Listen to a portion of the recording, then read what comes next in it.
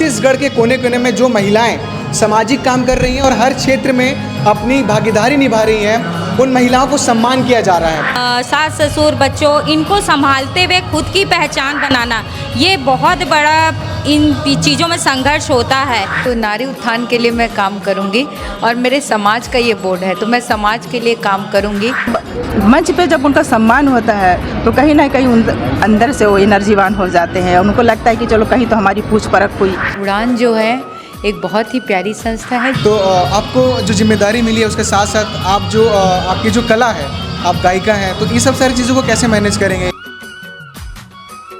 छत्तीसगढ़ नई उड़ान दिशा संस्था के तरफ से सेक्टर कला मंदिर में एक बड़ा कार्यक्रम रखा गया, जिसमें छत्तीसगढ़ के कोने कोने में जो महिलाएं सामाजिक काम कर रही हैं और हर क्षेत्र में अपनी भागीदारी निभा रही हैं, उन महिलाओं को सम्मान किया जा रहा है। इस कार्यक्रम में कौन कौन मुख्य रूप से शामिल है, किन किन लोगों को सम्मान दिया गया और इस कार्यक्रम में क्या क्या होने वाले हैं, वो सबसे सारी चीज़ों पे हम जानकारी लेंगे। और जानकारी देने के लिए हमारे साथ छत्तीसगढ़ नई उड़ान दिशा संस्था की जो अध्यक्ष हैं निधि चंद्राकर जी, वो मौजूद हैं। आइए इनसे बातचीत करते हैं और आज के जो कार्यक्रम की तैयारी है वो किस तरह से तैयारी थी, कौन कौन शामिल था, वो भी इनसे जानते हैं। सबसे पहले तो आपका स्वागत। जी नमस्कार।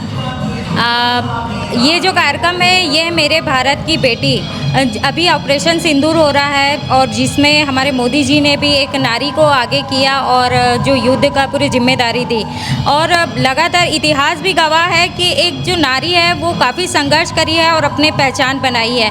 और आज बहुत अच्छे, अगर शिक्षा पे नाम आए तो अहिल्याबाई होलकर, जीजाबाई, रानी लक्ष्मीबाई, और इन्होंने हर क्षेत्र में अलग अलग काम किया है और अपनी पहचान बनाई है एक संघर्ष करते हुए।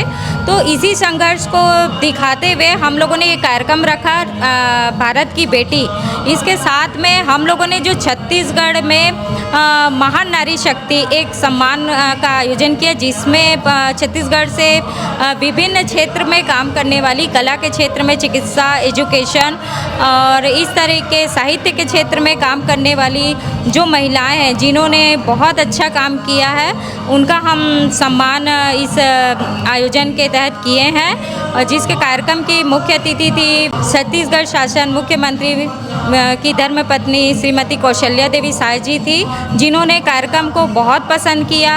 विशिष्ट अतिथि के तौर पर अपने नरेंद्र बंछोर सर जी थे, ऑफिसर एसोसिएशन अध्यक्ष, और दया सिंह जी थे, जो कि मौजूद होकर कार्यक्रम की काफ़ी सराहना किए और जिन टीम में आए थे उनका सम्मान भी उनके द्वारा किया गया।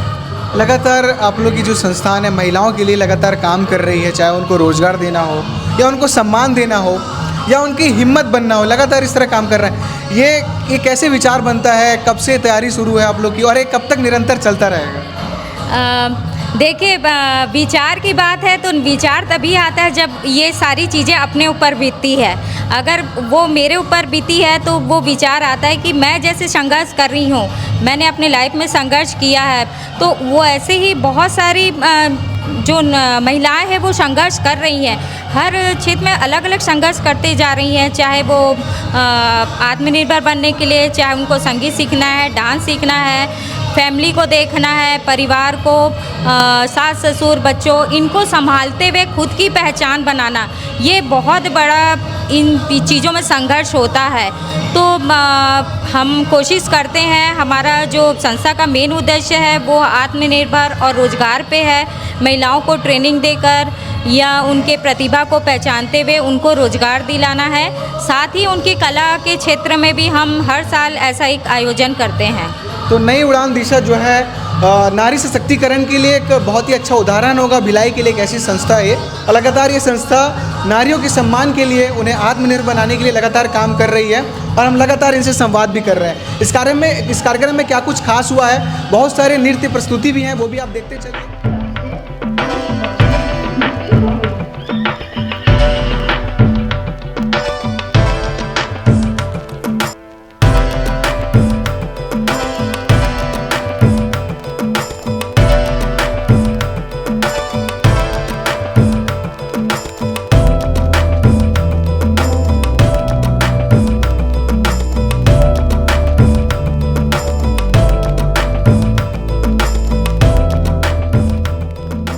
आज के इस कार्यक्रम में एक खास शख्सियत भी मौजूद थी जो छत्तीसगढ़ की सुप्रसिद्ध लोक गायिका भी हैं, कलाकार भी हैं, काफ़ी सुंदर कलाकार हैं। मोना सेन जी भी मौजूद थी, हम उनसे भी बातचीत करेंगे।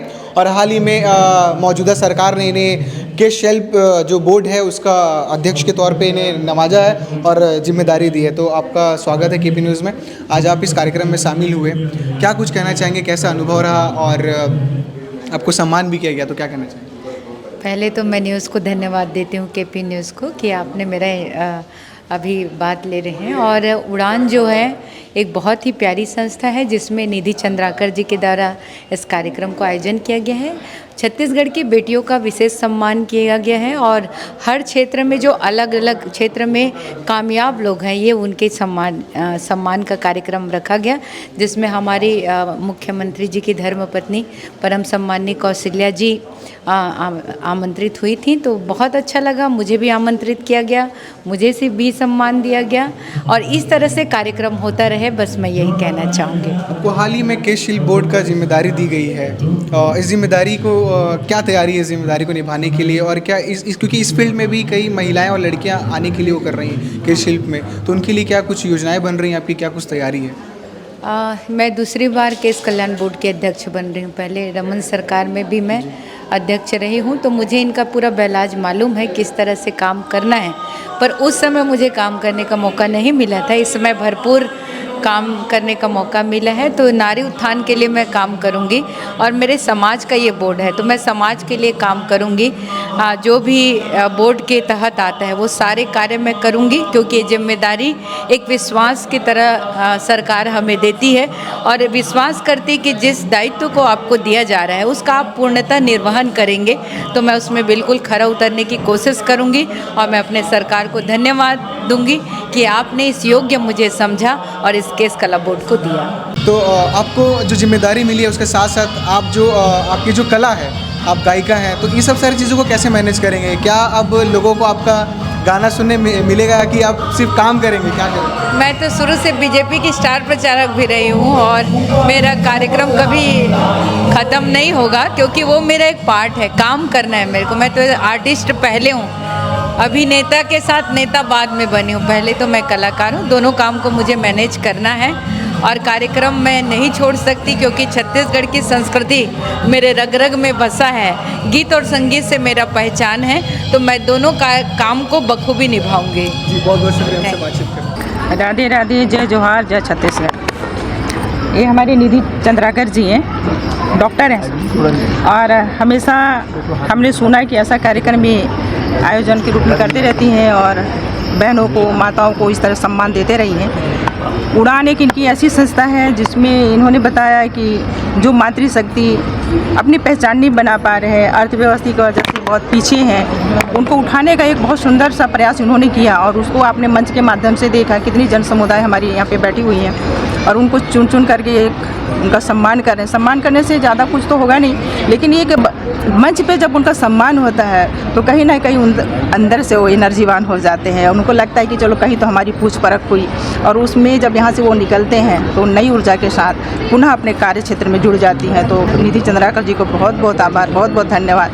भगवान इनके अंदर ऐसी शक्ति, ऐसी ऊर्जा बनाए रखे और ऐसी मातृशक्ति इनसे सहयोग लेकर के अपनी पहचान बनाते रहें और आगे बढ़ते रहें। अलग अलग परफॉर्मेंस देखा आपने, क्या कहना? सराहना भी किया आपने? हाँ, इसमें हमने देखो जो पहले हम स्त्रियों का जो स्वरूप था, घर के अंदर ही रहना, बाहर नहीं निकलना, पढ़ाई से दूर रहना, किसी चीज़ में भाग नहीं लेना, लेकिन किसी ने तो संघर्ष करना ही होता है। उसको इन्होंने दिखाया कि अहिल्याबाई होलकर जी का दिखाया, सावित्रीबाई जी का दिखाया कि किस तरीके से उन बहनों ने, माताओं ने, शक्तियों ने आगे निकल करके एक अलग जगाया और इस तरीके से आज विश्वविख्यात है कि आज हम उनको उदाहरण के रूप में मंच पर प्रस्तुति दे रहे हैं और उसका अनुसरण कर रहे हैं। इसलिए मैंने कहा कि अनुसरण करना बहुत आसान है, बोलना बहुत आसान है, लेकिन यदि उसको जिए तो कहीं ना कहीं हम नारी शक्ति का सम्मान भी कर पाएंगे और अपनी एक पहचान भी बना पाएंगे। तो बहुत बहुत आभार, धन्यवाद।